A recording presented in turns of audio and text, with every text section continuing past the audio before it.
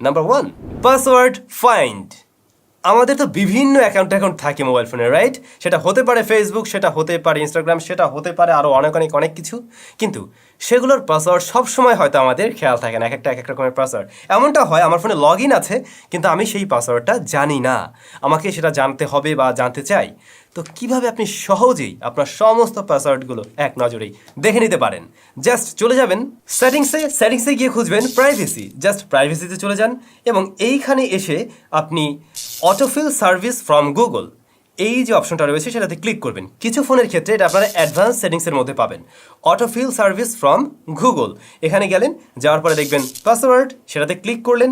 তারপরে আপনি দেখতে পাবেন আপনার যাবতীয় অ্যাকাউন্টগুলো এবং আপনি যেটার পাসওয়ার্ড জানতে চান সেটাতে জাস্ট একবার ট্যাপ করুন।